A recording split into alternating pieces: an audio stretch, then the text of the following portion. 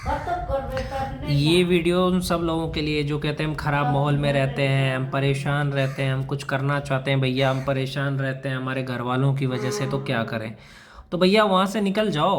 अगर आप अपने घर वालों के साथ रह करके कंफर्ट महसूस नहीं कर रहे हो, आपको ये लग रहा है कि ये लोग मुझे गुलाम बनाना चाहते हैं, आपको ये लग रहा है कि ये लोग आपकी इज्जत नहीं करते हैं, वैल्यू नहीं करते हैं, चाहे आपके ससुराल वाले हो, चाहे कोई कोई भी लड़का हो चाहे लड़की हो, मैं सबके लिए वीडियो बना रहा हूँ। बहुत सारी लड़कियाँ भी है जो अपने ससुराल में परेशान हैं, बहुत सारे लड़के भी हैं जो परेशान रहते हैं कि अरे भैया हमारे पापा तुमको घर का काम करने कह देते हैं, अरे मेरे चाचा तुमको घर का काम करने कर कहते हैं, हम क्या करें।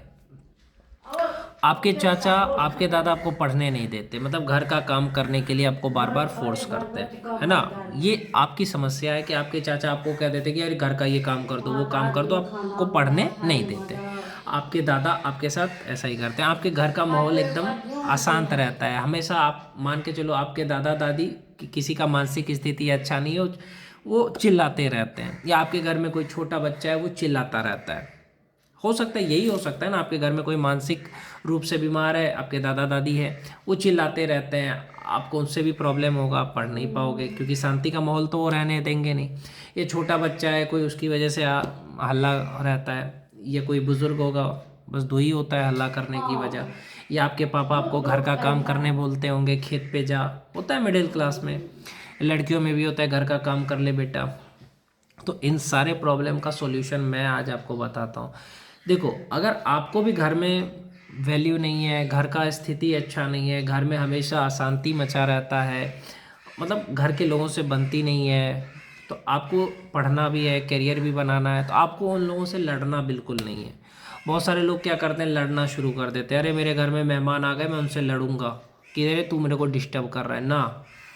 आपको किसी से भी लड़ने की ज़रूरत है ही नहीं। आपको समझदारी की ज़रूरत ये है कि आपको ऐसी परिस्थिति में रह कर के भी खुद को आगे बढ़ाना है। समझ रहे हो, कोयले के बीच में हीरा बनता है, इसी तरीके से आप खुद को निखारो।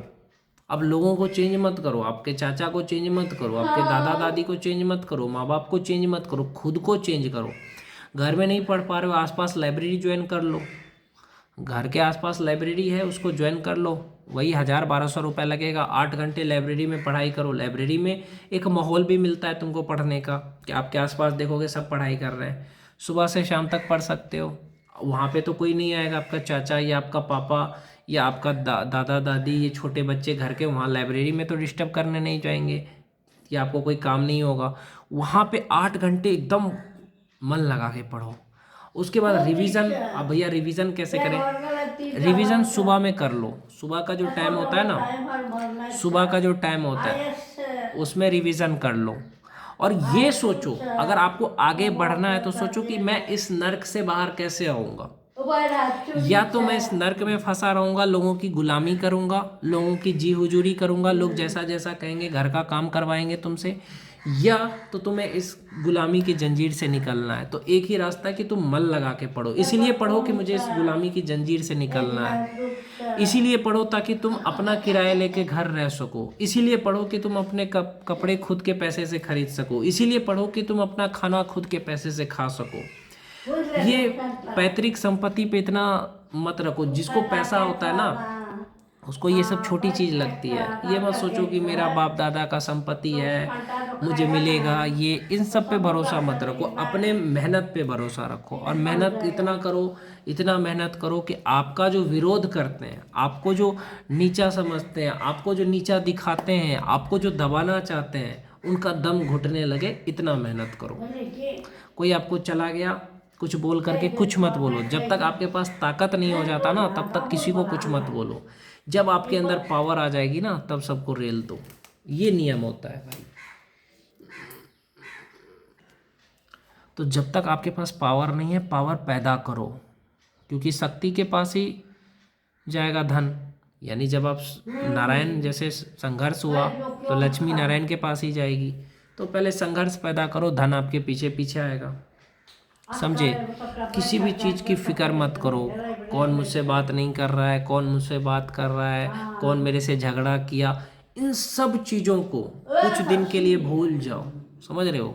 आप जब तक हर चीज़ का मोह नहीं तोड़ोगे ना तब तक कामयाब नहीं हो सकते हो।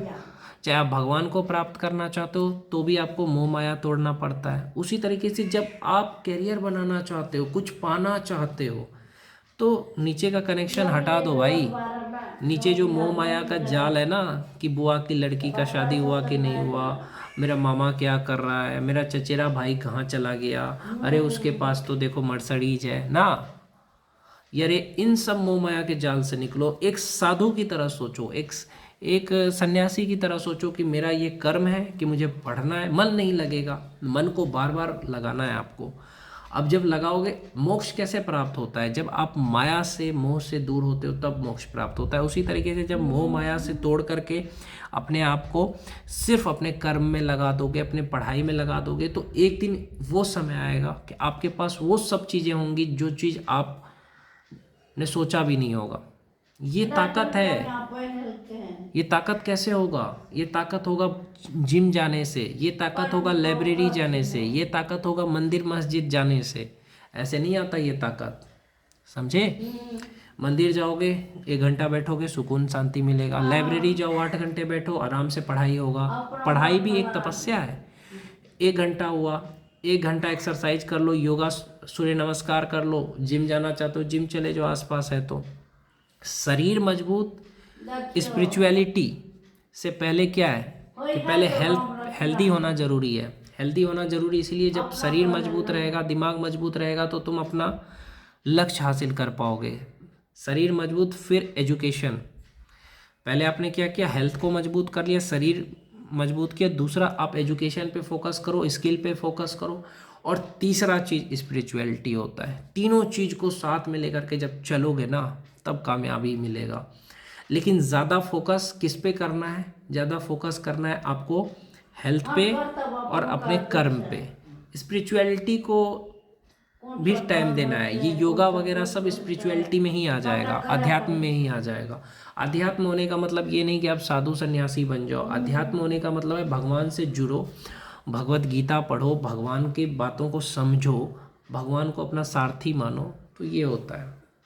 मोह माया से टूटो, बुरी आदतों को छोड़ो। सारे संसार की जो लोग हैं उनसे कोई मतलब मत रखो। बुरी आदतों को छोड़ो, नशा को छोड़ो और अच्छी आदतें अपनाओ। कुछ सीख लो, कुछ पढ़ लो, अपने आप को काबिल बना लो। ये सोचो कि मैं अपने आप को इतना काबिल बनाऊंगा कि मैं अपने दम पे खाना खा सकूं, मैं अपने दम पे कपड़े पहन सकूं, मैं अपने दम पे किराए लेके घर रह सकूं या घर खरीद सकूं। इतना काबिल खुद को ज़रूर बनाना। और ये शादी प्यार ये सब तो होता रहेगा, पहले ये सारी चीज़ें हासिल करना ज़रूरी है। अगर ये चीज़ तुमने हासिल नहीं करी, अपनी उम्र जितनी है आपकी, यानी 28, 25, 26, 24, तो आप बाद में ये चीज़ हासिल नहीं कर पाओगे। और फिर आपको जो लोग कह रहे थे कि बर्बाद हो जाएगा, वो लोग जीत जाएंगे और आपके माँ बाप हार जाएंगे। आप चाहते हो कि आपका माँ बाप हारे? नहीं चाहता ना कोई भी कि मेरा माँ बाप हारे। जो भी चाहता है कि मेरा माँ बाप ना हारे, मेरा माँ बाप शांत से चले, वो तैयारी करो भाई। कंपटीशन की तैयारी करो, यूपीएससी की तैयारी करो, एसएससी की तैयारी करो, रेलवे की तैयारी करो, बीएड की तैयारी करो। मतलब कुछ भी ऐसा बनो ना कि तुम्हारे माँ बाप गर्व से चल के बोले यार ये मेरा बेटा है, समझे? परिवार का नाम रोशन हो। किसी की गुलामी नहीं करनी पड़ेगी। ये शिक्षा का मूल मंत्र यही है। शिक्षा ऐसी चीज़ है भाई, पढ़ाई लिखाई ऐसी चीज़ है कि तुम्हें किसी का गुलाम बनने नहीं देगा कि तुम अपने चाचा का गुलामी करो, चाची का गुलामी करो। हाँ, ये तुम अपने फैमिली से दब के रहो। ये तभी होगा जब तुम शिक्षित नहीं रहोगे, जब तुम्हारे पास शक्ति नहीं रहेगा। और जब तुम शिक्षित बन जाओगे, तुम्हारा हेल्थ अच्छा रहेगा, तब देख लेना भाई, तब कोई भी तुम्हें नहीं दबा पाएगा। कोई भी तुम्हें मजाक उड़ाने से पहले 100 बार सोचेगा। मान के चलो, एज एग्जाम्पल देता हूँ कि अगर आप एक दरोगा बन गए, दरोगा, तो भी लोग आपका इज्जत करना शुरू कर देंगे। आप एक सेना का सिपाही बन गए तो भी लोग इज्जत करना शुरू कर देंगे। ये पावर होता है सरकारी नौकरी का। तो यही चीज़ मेरे घर के पास में एक लड़के का ग्रुप डी में सिलेक्शन हुआ, अभी देखो अपनी माँ को रख रहा है अपने पास में। तो भैया ये चीज़ जो है ना कि अपने पैर पे खड़ा होना, ये बहुत इंपॉर्टेंट है आज के ज़माने में।